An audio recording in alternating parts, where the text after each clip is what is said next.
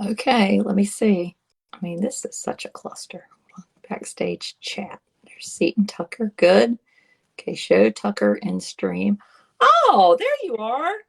Yes, I literally requested to join like 10 times. I logged in, logged back out. It still didn't let me. And I could never see it. I mean, I'm in trouble with Facebook again. This is probably not going to help me. Facebook wants me to show giraffes licking kittens. I've decided. I'm not allowed to talk about anything that causes people distress. And I can't talk about race, developmental disabilities. And this is literally a quote, unless it's in an overtly positive way.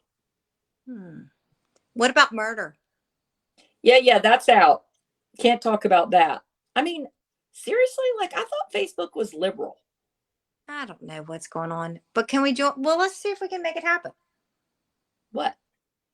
Well, are we actually? Yes, we're live. Yes. Oh gosh, I didn't know. I thought this was behind the scenes. Oh, that was good. Well, I was having a wonderful time talking to myself before you came on, and I was like, okay, to me, you're the expert. You were at the trial today. I'm no expert on anything. It was so great. But you were there, and I was wishing you had your phone because I would have. I was there. I know you can't have your phone. It's a good way if you have a phone addiction. It's a good way to break it because you are there without your phone, and it is a little weird. It's 1982. I felt like I couldn't get a hold of you. I was like, this is emergency. It is. You cannot. And I mean, this morning I agreed with you. I heard what you said because I was listening to you, but you couldn't see me. Today was I think the most important day that we've seen so far.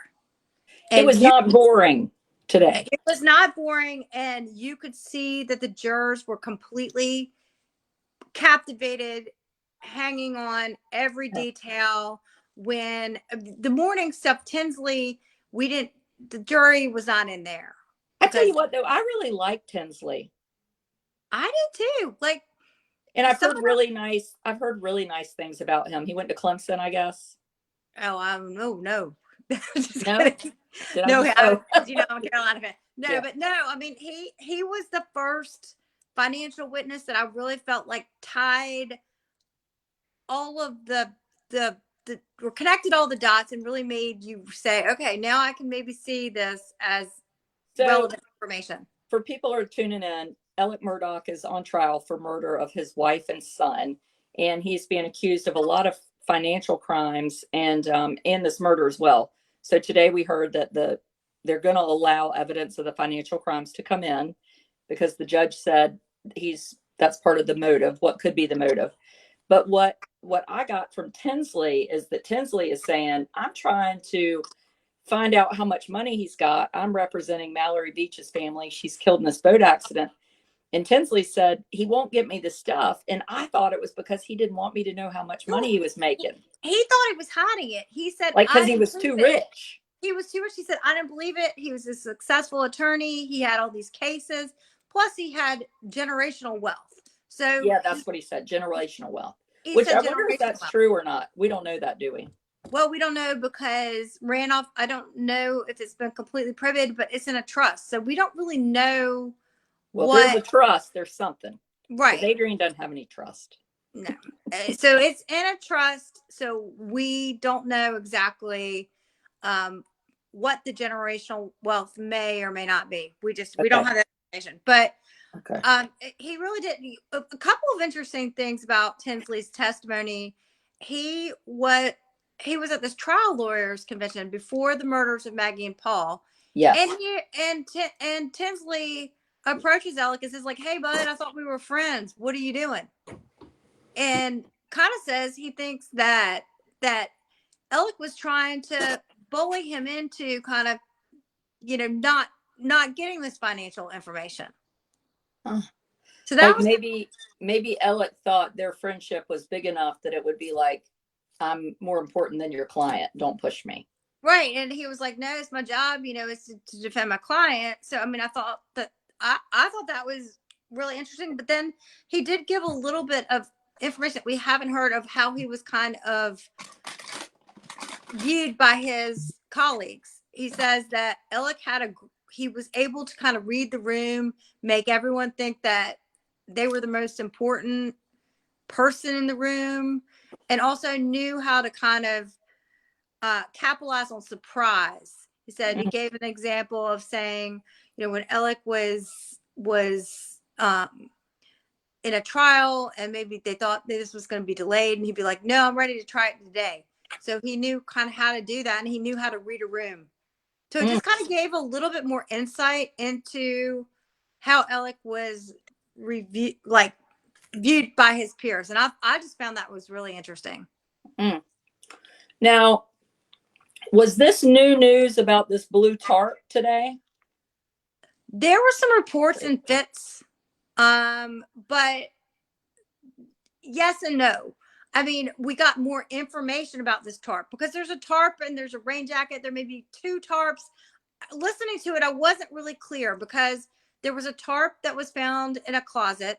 There was a rain jacket that was found in a closet, but then there was another tarp that was laid in a chair, a reclining chair in his mother, Libby's bedroom. So I thought that was the same tarp. I was confused. It could be the same tarp, but I think it was the same. I think he came in, put it in the chair, and then it ended up in this Tupperware tub in a closet. Right, that had dishes in it or something like that. With dishes, yes. But what was weird was when SLED did not seem to test this for gunshot residue. They tested the raincoat, which was clear inside for gunshot residue, as if something may have been wrapped in it. But what I was actually kind of a little bit surprised that they let this raincoat come in, because Shelly, who was the caregiver for Libby, who is Alec's mother, was really she didn't know. I mean, he came in with this thing wrapped up under his arm. She thought it was a tarp. And there was a tarp. So there was really no real connection between the two. So I was actually surprised that the judge, I wasn't surprised at all that he let the financial crimes in, but I was surprised that he did let this raincoat in, because I don't know, the raincoat was found in this closet, as was the tarp, and she never said that she saw a raincoat. Yeah, that's an interesting point. So they didn't test the tarp for gunshot residue, or we don't know that yet?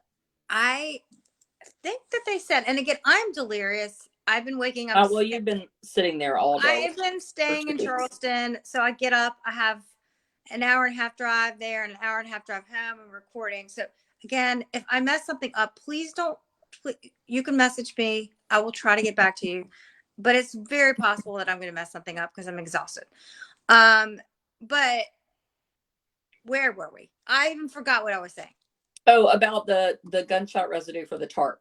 Oh, my understanding was they didn't know. On cross, the defense asked, did you test this for gunshot residue? And the witness, she's no longer with SLED. She works, I think, for the West Columbia Police Department now. But she said that not to her knowledge, maybe it's going to come forward that this was tested for gunshot residue, but does not appear as if they tested this tarp. Why didn't they?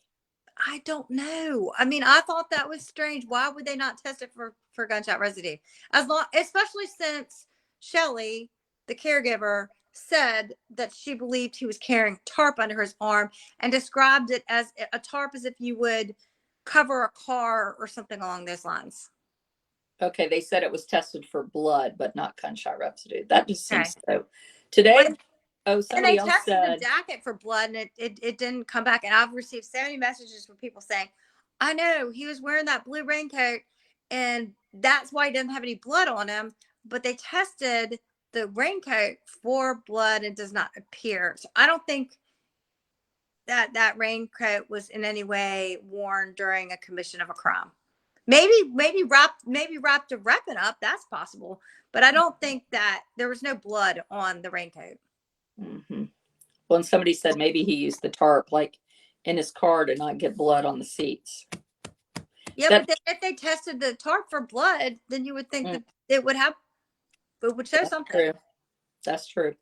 Another something, I think Avery, so I was talking to a friend of mine, Avery Wilkes from the Post and Courier posted, and there does seem, so like the state seems like they're kind of trying to say one or two things when they're crossing people. They're either saying, oh no, he changed clothes, that's why he didn't have any blood, because they questioned the caregiver about whether he Mhm. had blood on him, He had and shorts and a shirt on, he right? had shorts and a shirt.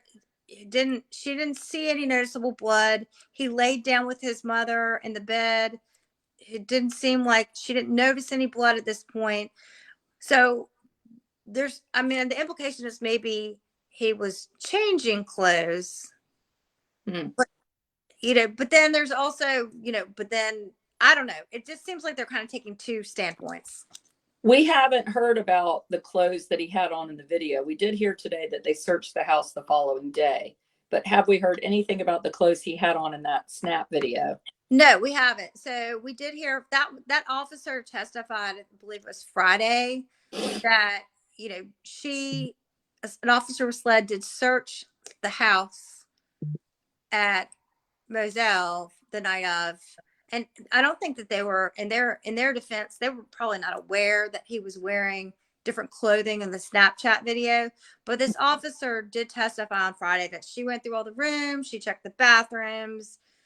Again, it's a little strange that the family was allowed to be in the house after, and I don't know why SLED would not go through and she did an eyeball inspection, but they didn't test any sort of drains. She looked in tubs and that sort of thing is what she testified to, but they didn't do any testing of that, unless we'll find out later. But from what she testified, I did not get the impression that there was any real testing done Hmm. of drains to see if he had showered or anything along those lines. And And what about gunshot residue on his hands? that has not come out yet. We do know that there was gunshot residue on his seatbelt and belt buckle. And I think we'll see what comes of that, because he was already in one of his SLED interviews that he gave. He said that he had shot some guns with Paul earlier in the day. Mm-hmm. So he might just try to say, well, that's, Right. already shooting guns. So of course there'll be gunshot residue. Right.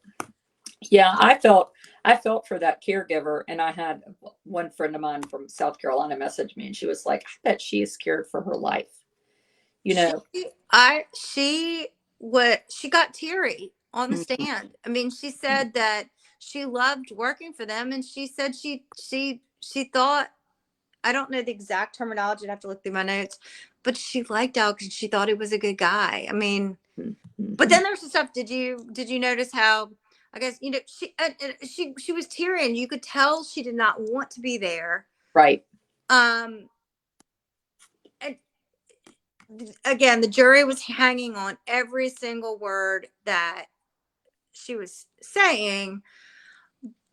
And a couple of things. I mean, Alec was, she testified that he was there around 20 minutes or so. And then on cross, they bring up, well, you said in this other interview, he was there 30 to 40 minutes. And then she testifies about, she had,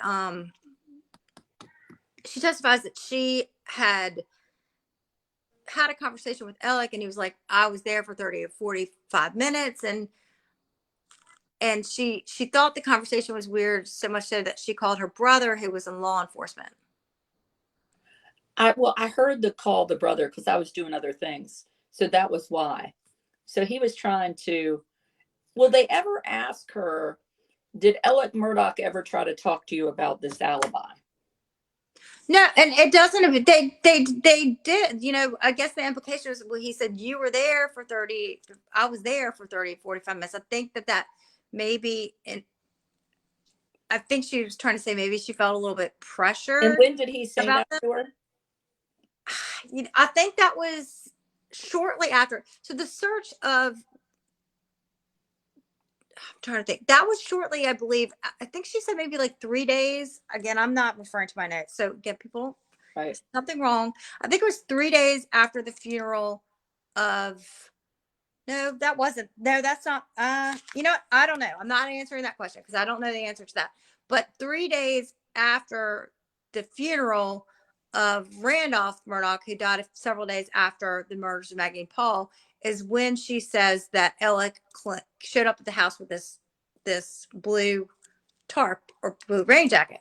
But she actually didn't tell Sled about this until months later. She was in a car accident, and she told, they were talking to the officer with the car accident. She said, well, do you know, tells them about this blue tarp. So the law officer during this investigation of the car accident tells Sled, and Sled contacts her. So this conversation about this blue tarp happened 3 days after the funeral of Randolph Murdaugh, but she's really not interviewed about this until September. So several months later. Huh. Well, and somebody just said right here, they said that it was at the funeral that he said that to her about about the 45 minutes. And he also offered to help with her wedding. He did. And he also, he said, oh, I hear you're getting married. The weddings can be expensive. You know, I can help you. And he also, and another thing he told her was, you know, again, this lady appears to be the hardest working person in the universe. Yeah.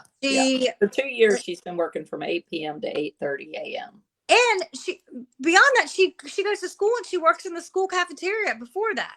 So she goes home for a few hours and then she goes and does the night shift.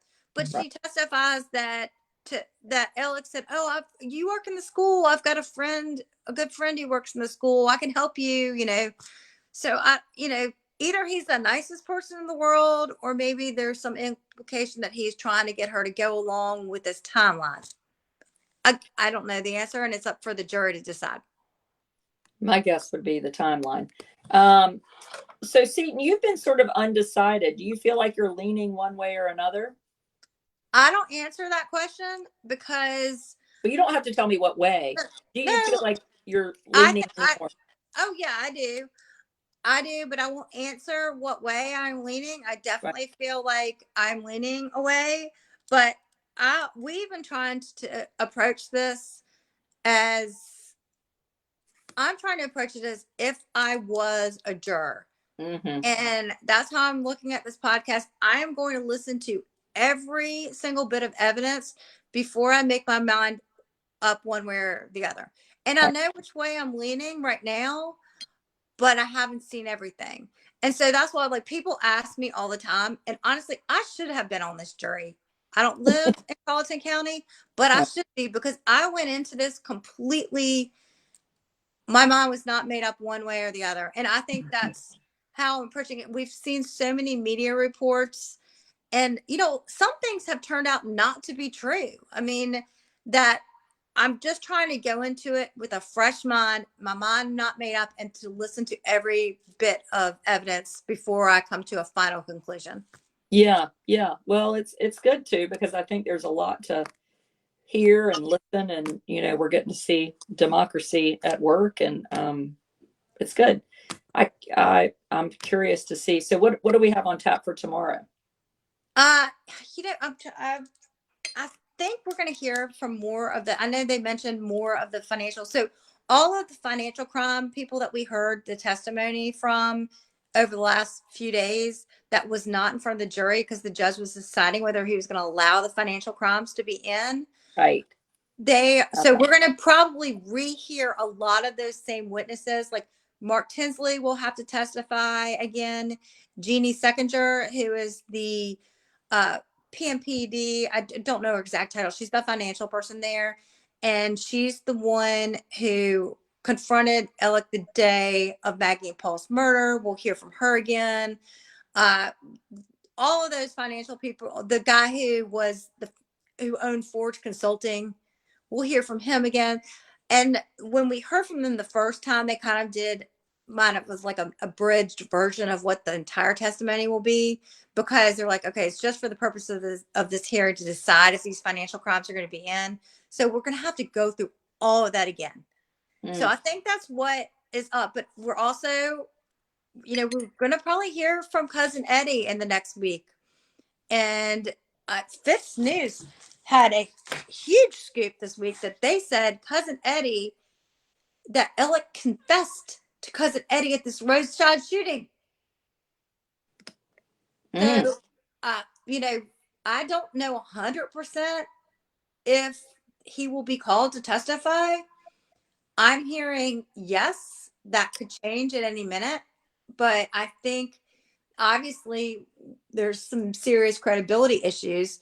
But There, I mean, large credibility right, issues. large credibility issues. But that honestly is going to be the most interesting day, and we'll see how he comes across, and we'll see how the jury takes it, whether they believe him credible or not, because it doesn't matter what we think, it matters what they think. Mm-hmm. Well, and I guess at some point, are we going to get to this whole when Alec pretended that he got shot by a random passerby? Is that going to be admissible? I think so. So what I took from today was yes, and it was funny. I need to find my notes because Mark Tinsley, he he was like, there. We was talking. My inclination is yes. And He told Alec, he said, Alec, you don't scare me. Oh, Mark Tinsley said that? Yeah. What he did say was like, he called it, he was like, whatever that roadside ridiculousness was. He said roadside ridiculous. I loved it. But also another thing that I thought was interesting today was when Shelley, the caregiver, was testifying, she described Alec's demeanor as fidgety that night. But then on cross, he's always fidgety. I feel like they tripped her up. I think what she was trying to say is he was acting more unusual. He didn't usually come at night. He had been, but that was unusual. They did a little bit good on cross, though, of that, though. They said, well, it was an unusual day because your father went to the hospital. They got this grim news. So maybe maybe on an ordinary day, you might not go check on your mom at that time of night. But I thought he had never opened the text message about his dad even being in the hospital. I think he knew. I think he could have talked to somebody. Sometimes I see something and I don't open it. I remember there was something with his text messages, like he didn't look at them until the next day, which was unusual. Because he wasn't on his cell phone for an hour. I mean, that came out Friday. Or was it Thursday? My days are running into each other. I mean, we did hear on Friday afternoon, and it was really, really hard to follow. They basically went through every gun shell casing that was ever found. It was like tune out of that. It was really hard. And I think the main point was there were gun shell casings which were consistent with other gun shell casings fired from the same weapon. They don't have these two weapons, but it appears as if they are the same weapons that were found around Maggie's body. Again, we don't entirely know what this means. These weapons are not recovered. I think they're just saying that it appears as it's a missing gun from two missing guns from Moselle. So we know that we don't have the guns from the murders, but we also know that we're missing guns from Moselle, but we don't know if they're necessarily the same guns. Well, from the testimony, again, this was really hard to follow. I hope that they do some diagrams for the jury, because I've been following this case for, over a year and a half now. Or before that, I've had a podcast for a year and a half now. Mm-hmm. But before that, I've been following it, and it was hard for me to follow. I can't imagine. And they're not taking notes. So I don't know if that's because they haven't asked to take notes or because the judge is not allowing them to take notes. Okay. But it is really in the weeds, some of this stuff. But what I'm gathering, because there were some shells, there was a gun range, and right next to a stoop that Paul and his friends had put a scope on a gun. It appears as if the casing, according to the SLED officer, are really consistent. Now, he didn't say 100%, but I mean, to me, it would seem really unusual that they weren't the same weapon. And we don't know, but just because those weapons are missing, we don't know. Maybe somebody else came in and stole them from Moselle. I don't know. But has anybody Was he ever questioned about where those weapons? I mean, I'm just thinking about guns that we own that are in the gun safe. And if two were gone, I think if you said to my husband, where are they? He wouldn't be like, oh, I don't know. He'd be like, oh, my friend so and so's got them. Or Yeah, the defense is trying to do. They've already pointed out several times that Paul appeared to be very careless with guns. He left them willy nilly. There was one blackout rifle that was stolen from a vehicle, but Alec never reported it. But he says he told somebody else. I mean, but then they replaced that gun, and that gun's also missing. And then there's, I mean, it is very confusing, and I don't know that the state has really made it the easiest for people to follow along with. well, so my husband, who's a criminal defense attorney, we were having dinner in front of the television tonight, watching, some parts of it. And he was like, one thing I think, and he's done a lot of jury trials, not murder ones, but he said they need to get to the point. Like, and I said, well, I wonder if they're trying to help people understand. He was like, I think they're making it more confusing. That's what I feel like. I feel like all the shell casings were like, all they needed to say is like, we found these casings around Maggie, but instead they introduced all these other guns that don't appear to be related to the crime. But all they needed to say is like, okay, none of the guns there seem to match, but there's Right. shooting range that seems to have casings that match the ones found around Maggie's body. But it just like they're entering in and I don't know, again, because I'm not an attorney, but I don't know if it's like they're really trying to methodically go through every single piece of evidence so that they're crossing all their T's and dotting their I's. Right. Well, I said that to Thomas. So he came on my subscriber video. Did you see him on Sunday? He No, I came. did not. I Well, was he came on and taking a talked. Murdaugh break for the weekend. Oh, yeah. Well, he came on and talked to my subscribers kind of about that. And, I trust him because, I mean, obviously, like you say, you and I think something. What do we know? But he was like, yeah, this is odd. Like, I don't know why you would do this. Yeah. Anyway, so I was curious. What about, so I think the last thing, and then we'll let you go get some rest. The last thing is people are talking about, like, what was the significance of the four-wheeler? Was something being burned? I didn't get that. Really, again, I think we're going to find out more. So we heard testimony, and again, this was also very confusing, but I think what they're going to do is they're going to bring more witnesses to maybe tie this up. So at this 3 days after Randolph's murder, where Alex shows up at the house at 6:30 a.m., which the caregiver testifies that was not normal for Alec to show up at 6:30 a.m. She had never seen him show up at 6:30 a.m.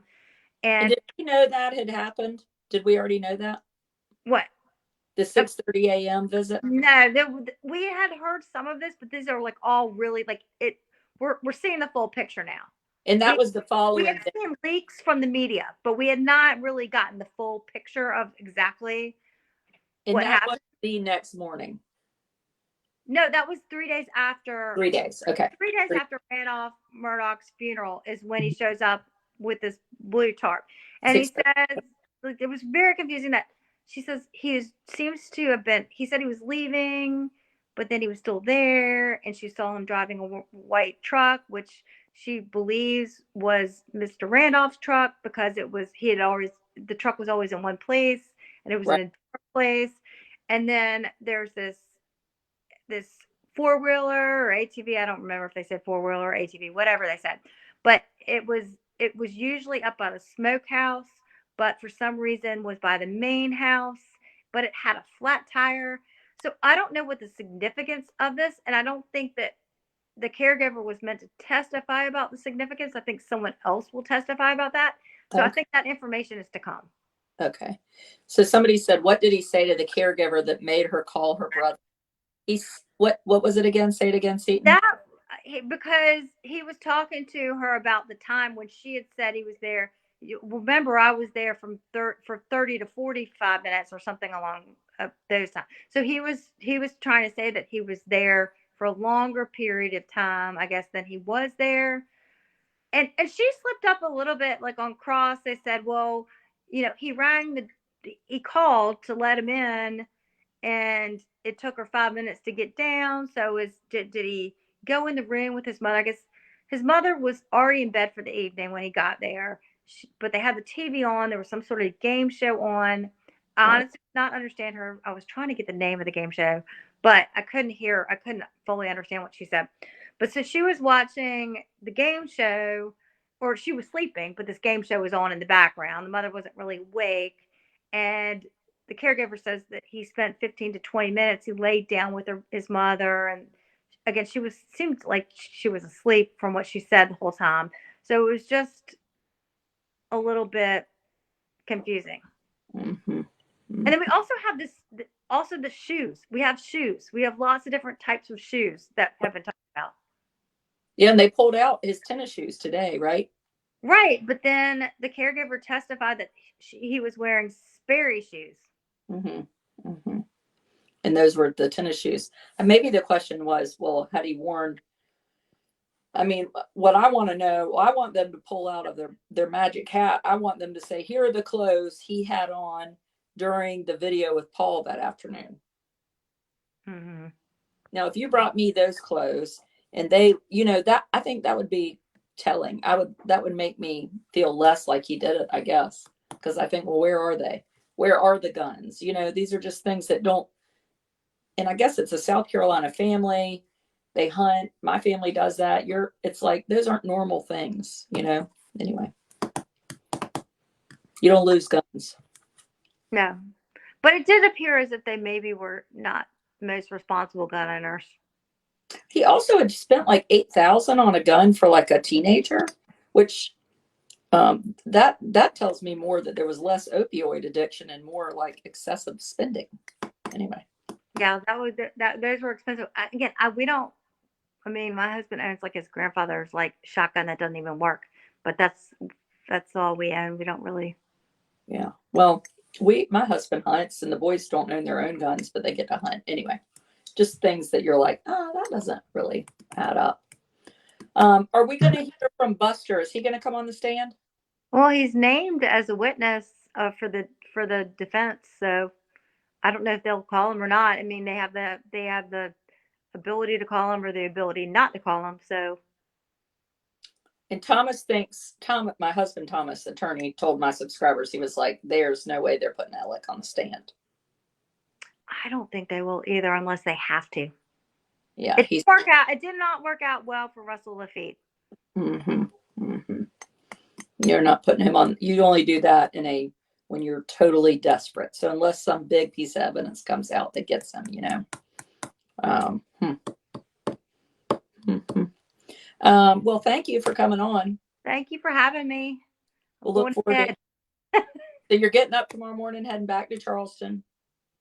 Walterboro. I'm in Charleston now. I'm headed back. Walterboro. Yeah, headed back tomorrow, and I believe Wednesday. I haven't been home for a week to see my kids, so I'm probably going to head back.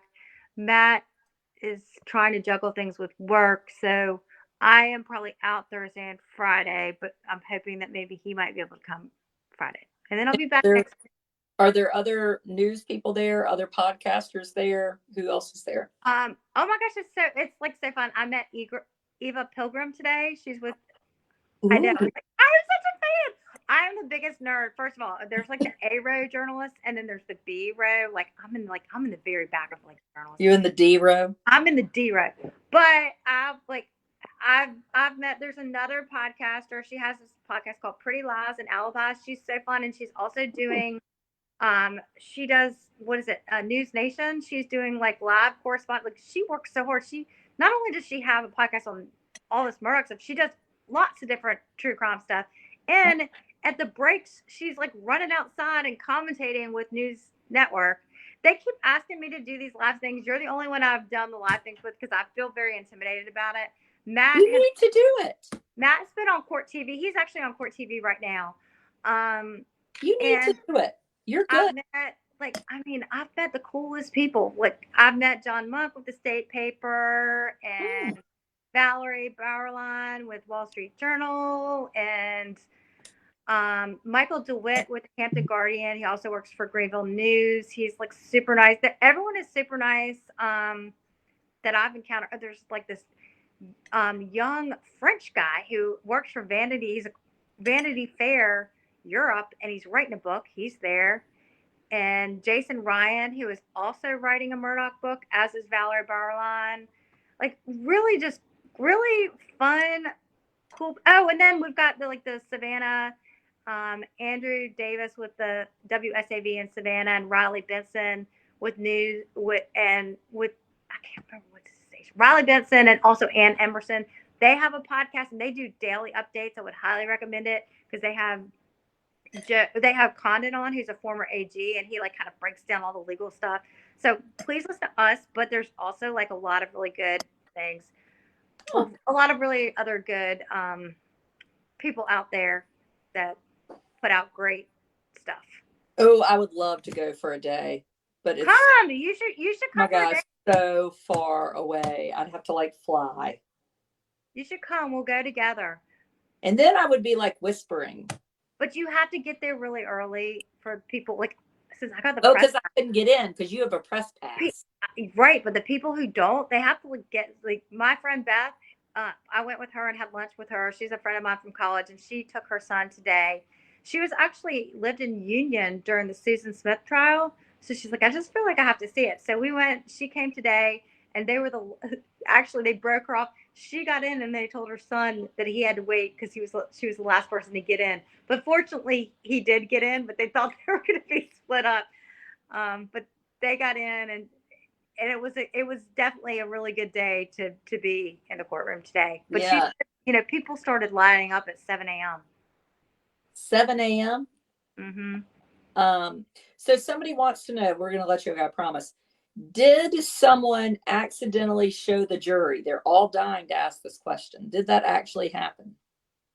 I've heard rumors about that, and I like again, I can never say I don't have any sort of sour grapes with anybody, but I mean, I heard those rumors. I saw some sort of tweet or something that somebody sent me. I'm blocked, so I'm not able to actually view people's Well, tweets. this was like, this would have been like the camera. Did the camera show the jurors? Oh, God, no. Well, you know what? That's what everybody is saying. They're like, like, I've had 12 comments like that. What? But is that a rumor? Maybe they're saying that somebody talked about the jurors. I don't know. No, somebody, I think maybe said some stuff that maybe could potentially reveal jurors' identities. But then it was weird when I was in the courtroom. One of the jurors sent a note to the judge saying, talking about their identities. So it was. Well, Christy McCall Johnson just said the first week she actually saw the jury. Court TV showed the jurors. Oh no, that's bad. Mm-hmm. Because that's real bad. Yeah. Because as media, we were all, and I'm media-ish, but I mean, in my club, they came and had a talk with all of us and said, you can release basic demographic information about the jurors, like sex and race and blue collar, white collar, but like nothing that could potentially identify them. So that's actually really bad. Right. Like I saw that girl, she works at the Pizza Hut. Yeah. I mean, because there's been so many conversations about the fact that this family is so powerful and would they be intimidated. I don't necessarily buy that, but I mean, yeah, but a lot of people do. I mean, and again, it's their privacy. They're doing a public service by taking probably 6 weeks of their life to sit there every day, all day without their. I mean, it's difficult for me, and I get to leave and have a lunch break and go. It's being on a jury is a financial. It's all cute and something if you're work for the state government or Blue Cross Blue Shield, but if you're working at the McDonald's by the hour, you don't get paid by your work when you miss work. Well, and so when I was sitting next to the attorney today, and she said to me, and I thought this was such a great point, that they're instructed every day when they leave the courtroom that they are not to discuss this case with anybody, and that's it. They can't discuss it with the other jurors, and they can't discuss it with their families, and they are seeing horrific photos I mean, the description of Paul's injuries, his brain was found around his feet. They see that and they're not able to discuss this information with anybody to process. They're keeping this, like, I think that's a really, really tough thing. Mm-hmm. Yeah. Yeah. Yes, it is. And much appreciate for those people willing to do that and doing it. Well, look forward to hearing from you and seeing what we find out. Go get some rest. All right. Good night. Okay. Night. Bye. Holy crapoly. Georgia gets $35 a day. I mean, $35 a day. You know, it's one thing if you have a real, button my shirt. People are going to think they're watching OnlyFans or something. It's one thing if you have a, job that pays you, but I mean, a lot of people do not. So at 9 o'clock, I have a subscriber. We're doing a book club. Forever Boy tonight at 9. Carry on, peoples. Thank you all for tuning in. It was interesting.